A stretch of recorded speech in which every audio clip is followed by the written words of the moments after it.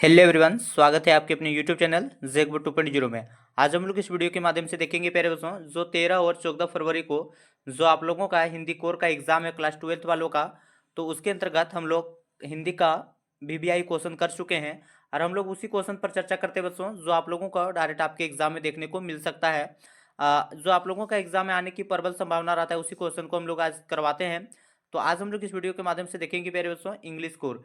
इससे पहले अगर आप लोगों को वीडियो अच्छा लगेगा तो वीडियो को लाइक कीजिएगा, साथ ही अगर नए हैं तो चैनल को सब्सक्राइब कर लीजिएगा और बेल आइकन को प्रेस जरूर कर लीजिएगा, ताकि आने वाला वीडियो सबसे पहले आपको मिल सके। साथ ही आपको बताते प्यारे दोस्तों, इसी तरह से सभी सब्जेक्ट का आप लोगों का वीवीआई या वायरल क्वेश्चन करके करवाया जाएगा, जो आप लोगों के एग्जाम की दृष्टि से काफ़ी इंपॉर्टेंट है और आसानी से आप लोग 90% स्कोर ला सकते हैं। बस आप लोगों का आज इंग्लिश टीचर जो है चंदन सर, उसके द्वारा लिया जाएगा, तो आप लोग काफ़ी सपोर्ट कीजिए बच्चों, ताकि उनको भी अच्छा लगे।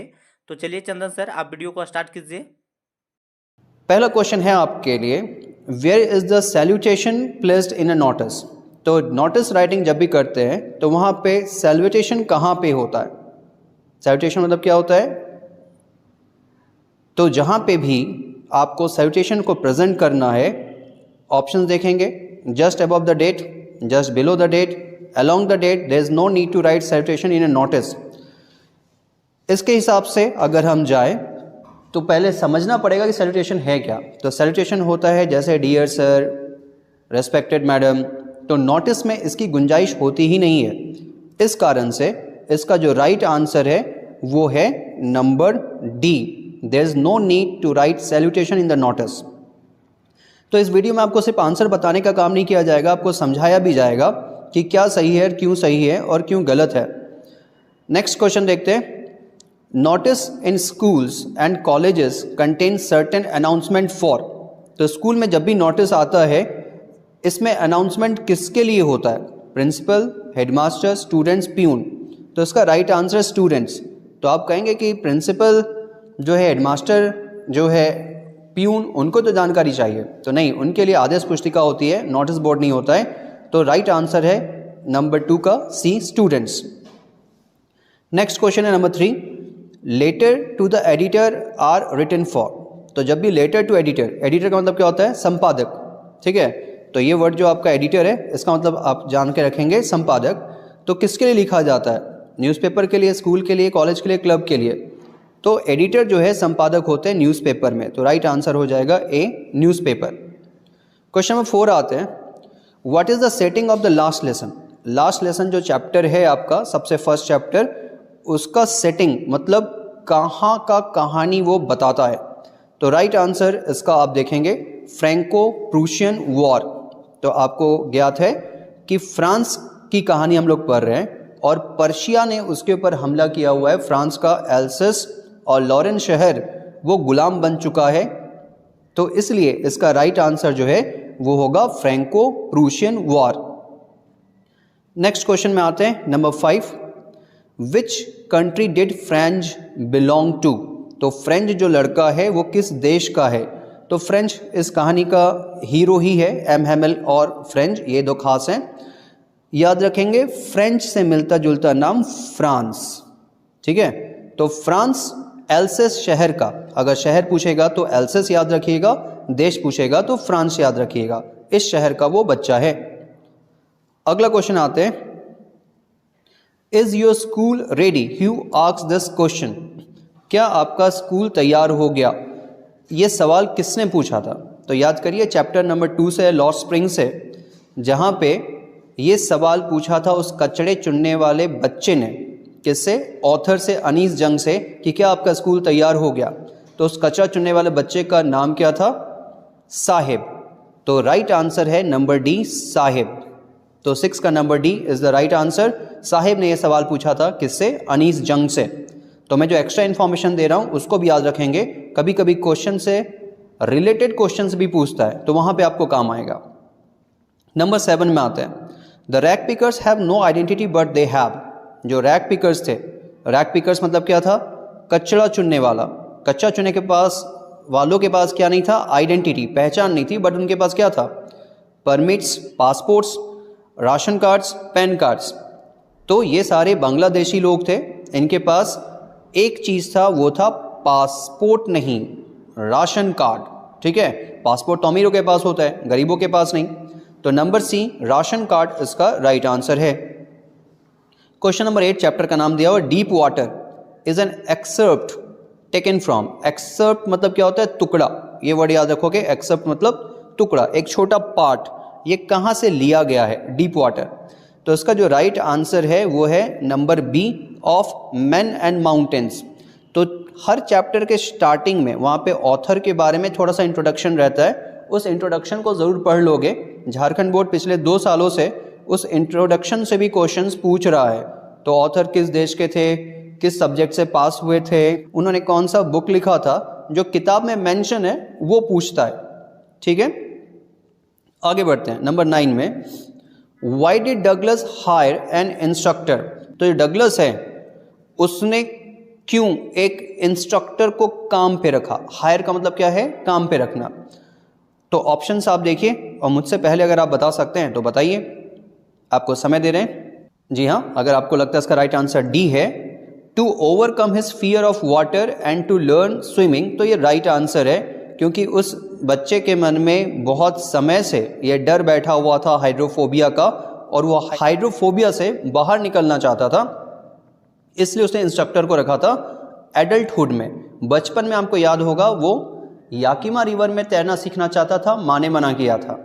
YMCA पूल गया था तैरने के लिए 9-10 साल की उम्र में, तो वहाँ पे उसके साथ दुर्घटना घटी थी, बच्चे ने उसको पानी में फेंका था, और फिर अपने एडल्टहुड में उसने एक इंस्ट्रक्टर को हायर किया था। इसलिए राइट आंसर है D, to overcome his fear of water and to learn swimming. Question number 10 को थोड़ा देखें। What did the old man offer to rat trap peddler. Peddler मतलब क्या होता है जी? पैडलर मतलब होता है फेरी वाला, ये वर्ड भी याद रखोगे। पैडलर फेरी वाला, जो घूम घूम के चूहादानी बेचता था। ठीक है, तो यहाँ पे रैट ट्रैप पैडलर को ओल्ड मैन ने, जिसके लिए वर्ड वहाँ पे क्रॉफ्टर यूज़ किया गया किताब में, उसको क्या ऑफर किया था? पॉरिज मतलब दलिया, बिस्किट, टबैको, या बोथ ए एंड सी। तो अगर आपने कहानी पढ़ा, आप जानते हैं, तो उसको दलिया भी दिया था और तंबाकू भी दिया था फूकने के लिए। ठीक है, तो right answer both A and C, मतलब कि नंबर डी। क्वेश्चन नंबर 11 बहुत ही आसान क्वेश्चन है, आप देखेंगे। What amount of money was stolen from crofter's pouch.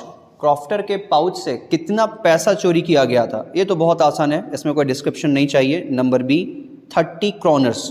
ठीक है, तो जो बच्चे नहीं जानते क्रोनर्स क्या है, ये करेंसी का नाम है। किस देश का? स्वीडन का। तो स्वीडन देश की कहानी है और वहाँ का जो करेंसी है उसको बोलते हैं क्रोनर्स। क्वेश्चन नंबर 12 में पहुँचते हैं हम लोग। What was the annual convention of Indian National Congress party held? Where was, तो कहाँ पे ये कांग्रेस का कन्वेंशन मीटिंग हुआ था? तो आपको पता है कि ये चैप्टर इंडिगो से है और स्टार्टिंग पार्ट में ही बताया गया है कि ये हुआ था लखनऊ में, जहाँ पे राजकुमार शुक्ला गया था कांग्रेस के किसी आदमी से मदद मांगने। किसी ने सजेस्ट किया गांधी जी से मदद मांगिए, गांधी जी से रिक्वेस्ट करता है और काफ़ी समय के बाद गांधी जी पहुँचते हैं चंपारण। क्वेश्चन नंबर 13 में अब आते हैं। Pancake was the brand name of the. Poets and pancakes chapter है, आपको ध्यान आ गया होगा। और ये ब्रांड नेम किस चीज़ का है? तो ये है मेकअप मटेरियल का ब्रांड नेम। जैसे आपका विको होता है, फेयर एंड हैंडसम होता है, या ग्लो एंड हैंडसम, कुछ भी बोलिए, लॉरियल होता है, वैसे ही पैनकेक ये जो वर्ड है ये पुराने टाइम में जेमिनी स्टूडियो में यूज़ किया जाने वाला मेकअप मटेरियल था। नंबर 14 को देखते हैं। Who was the boss of the Gemini studio? इसी चैप्टर की ये क्वेश्चन है फिर से, और राइट आंसर है नंबर डी। तो ये तो याद करने वाली चीज़ है, समझाने वाली चीज़ कुछ है नहीं। एस वॉसन वहाँ के प्रोड्यूसर थे, मालिक थे जेमिनी स्टूडियो के। तो इनके लिए बॉस वर्ड भी यूज़ किया गया, प्रिंसिपल वर्ड भी यूज़ किया गया चैप्टर में कि सुब्बू के प्रिंसिपल कौन थे? तो एस वॉसन थे। क्वेश्चन नंबर 15 में अब हम लोग पहुंचते हैं। Danny KG was player in a football team of. तो ये चैप्टर आपको याद आ रहा होगा, फ्लैमिंगो का सबसे लास्ट चैप्टर, गोइंग प्लेसेस। वहाँ पे डैनी केजी एक फुटबॉलर है जो कि किस देश का था? आयरलैंड। वो आयरिश वर्ड याद रखिएगा, आयरलैंड के लोगों को आयरिश बोलते हैं, आयरलैंड का फुटबॉल खिलाड़ी था।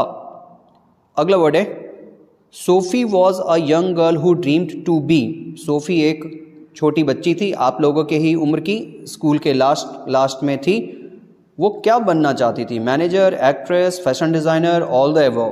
तो राइट आंसर तो इसका सबसे एग्जैक्ट जो है वो था बुटीक ओनर, एक दुकान की मालकिन, जो यहाँ पे ऑप्शन में है नहीं, बट बाकी जो ABC है ये भी सही है, इसलिए राइट आंसर हो जाएगा number D, all the above. आगे जाते हैं, हम लोग को यहाँ मिलता है एक्सट्रैक्ट। तो पहले लाइंस पढ़ लेते हैं। Driving from my parents home to Kochi last Friday morning I saw my mother beside me, doze open mouthed, her face ashen like that of a corpse and realise with pain. तो ये जो lines है आपने पढ़ा है, अगर आप line by line पढ़ते हैं तो आप आसानी से समझ जाएंगे। ये सबसे पहला जो पोएम है आपका माई मदर 66, वहाँ से लिया गया है। अब ये जानने के बाद आंसर करना आसान होगा। पहला, the given extract taken from the poem, किस पोएम से लिखा गया है? तो number B, my mother 66। Where was the poet driving to, poet कहाँ जा रही थी? तो कोची एयरपोर्ट। नंबर बी 18 का। 19 में देखते हैं, who was sitting beside the poet, तो उनकी माँ बैठी हुई थी, her mother. What type of war does the poet talk about in the poem keeping quiet, keeping quiet poem में किस तरह के वॉर का जिक्र होता है? Green war. तो ग्रीन वॉर आप याद रखेंगे, इसका मतलब होता है प्रकृति के खिलाफ युद्ध। तो मनुष्य ने प्रकृति का काफ़ी नुकसान पहुंचाया है, हानि पहुंचाया है। तो नंबर 20 का आंसर होगा ए, ग्रीन वॉर्स। आगे बढ़ते हैं, question number 21, whom did the enchanted youth Andmion resolve to seek? तो ये थोड़ा डिफिकल्ट क्वेश्चन है। ऐसा ही क्वेश्चन पिछले साल भी एक पूछा था, इससे मिलता जुलता, कि सिंथिया कौन है? तो इसका आंसर है मून गॉडेस। और इसी क्वेश्चन को थोड़ा अलग तरीके से इस बार घुमा के पूछा है, पर आंसर सेम है, सिंथिया द मून गॉडेस। ठीक है, याद रखेंगे कि जॉन कीट्स अपने किताब में, अपनी कविता में जिसे ढूंढ रहे थे वो है सिंथिया, चंद्र देवी। ठीक है, नंबर 22 में आते हैं। What are things of beauty mentioned in the poem? इस कविता में, मीन्स जॉन कीट्स का जो पोएम है उसमें किस किस चीज का जिक्र है? मेंशन मतलब क्या होता है? जिक्र। किस किस चीज का जिक्र है? Sun, moon, young trees and streams, flowers, all the above. तो इसका राइट आंसर है ऑल द अबव, क्योंकि वहाँ पे बहुत सारी खूबसूरत चीज़ों का जिक्र है। आप बोलोगे सर वहाँ पे स्ट्रीम वर्ड तो था ही नहीं, सर स्ट्रीम वर्ड तो पूरा पोएम पढ़े कहीं मिला नहीं। तो आप याद रखोगे कि स्ट्रीम वर्ड के लिए वहाँ पे क्या वर्ड यूज़ किया गया? Reels, RILLS। तो रिल्स का मतलब ही होता है स्ट्रीम्स। ओके, आगे बढ़ते हैं। Who was Sam in third level? अब पहुंचे हम लोग विस्टास बुक। तो विस्टास बुक में वहाँ पे सैम कौन था, ये प्रश्न आपसे पूछा गया है। तो सैम था जो नैरेटर है चार्ली, उसका साइकाइट्रिस्ट और दोस्त दोनों ही। ठीक है, साइकाइट्रिस्ट मतलब मनोवैज्ञानिक, फ्रेंड तो आप जानते हैं, और चार्ली उस किरदार का नाम है जो पहुंच जाता है third level. Let the tigers be aware, who said this? ये किसने कहा था let the tigers be aware, सारे बाघ सावधान हो जाएं? तो ये 10 दिन के छोटे से प्रिंस ने कहा था, है ना, जो सबको अचंभित कर देता है। तो राइट आंसर है द प्रिंस जंग बहादुर। अगर पूछ दे कि जिस दिन उसने कहा था वो कितने वर्ष या दिन का था, तो वो सिर्फ 10 डेज का था। जी हाँ, सिर्फ 10 दिन का था जब उसने ये कहा था।